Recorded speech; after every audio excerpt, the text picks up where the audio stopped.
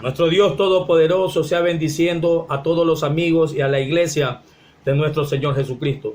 Vamos a tener la lectura de la palabra en el Evangelio de San Mateo capítulo 3, versículo 12, y lecturamos en el nombre del Padre, del Hijo y con la comunión del Espíritu Santo de nuestro Dios. Su aventador está en su mano y limpiará su era y recogerá su trigo en el granero y quemará la paja en fuego que nunca se apagará. Precioso Padre Celestial, te ruego, Señor, que sea usted añadiendo bendición a su palabra. El proceso de la cosecha del trigo es un tanto complejo, querido amigo y querido hermano. Lo primero que se hace es cortar con una herramienta llamada hoz manojos de espiga de trigo, los cuales son atados, y luego esos manojos son golpeados contra algo duro, contra algo sólido como un tronco de madera, y esto hace que el trigo sea arrancado de la espiga, el cual cae en una lona que previamente ha sido colocada en el suelo.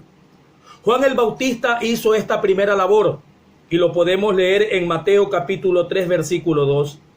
Y diciendo Juan el Bautista: arrepentíos porque el reino de los cielos se ha acercado. Él reunió el trigo de nuestro Dios, el trigo que en el futuro sería almacenado en el granero de Dios. Él preparó el camino para nuestro Señor Jesucristo. Y es que el trigo, querido amigo, cuando ya ha sido separado de las espigas, queda en la lona mezclado con restos de paja, con restos de la propia espiga de la planta, con lodo seco, con polvo, con insectos, y lo cual, para que el trigo sea útil, tiene que ser quitado. San Juan capítulo 1, vamos a leerlo, versículo 29, dice y aclara que esta labor es únicamente de nuestro Señor Jesucristo. El siguiente día vio Juan a Jesús que venía a él y dijo: he aquí el Cordero de Dios que quita el pecado del mundo. El Cordero de Dios que quita las impurezas, la contaminación del mundo. Querido amigo, querido hermano, en el primer versículo que leímos al comenzar este mensaje, la Biblia nos decía que el aventador ya está en la mano de Jesús. ¿Pero qué es un aventador?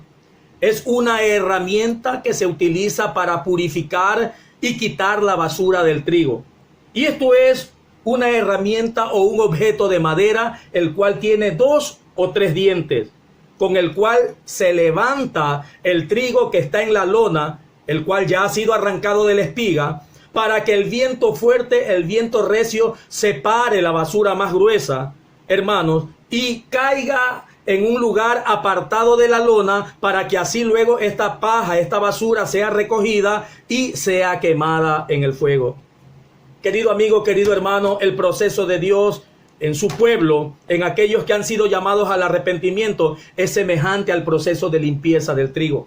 Dios tiene que permitir muchas veces en aquel creyente que ya se ha arrepentido y ha venido a los pies de Jesús, atravesar por tempestades, atravesar por pruebas, atravesar por vientos impetuosos, torbellinos, para que de esta manera sea separado aquellos hábitos y costumbres que se pegaron en su vida cuando no tenía conocimiento de Dios, y que le es difícil al creyente renunciar por sí mismo, arrancarlos de su vida por su propia fuerza, con su propia voluntad. Jesucristo vino para hacer esta limpieza en la era de Dios.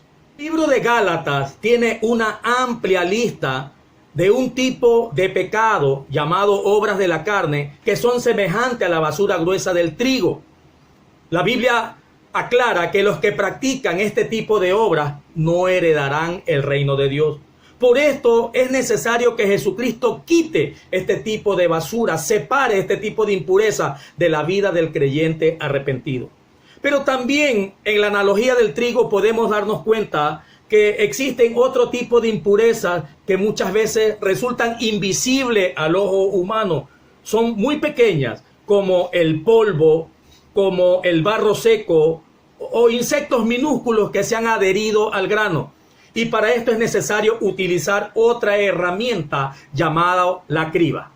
La criba es semejante a un filtro, a un sedazo o a una cernidera, y el tejido de sus alambres metálicos arranca el polvo, el barro y los insectos adheridos al grano a través de un zarandeo con fuerza que se hace de izquierda a derecha.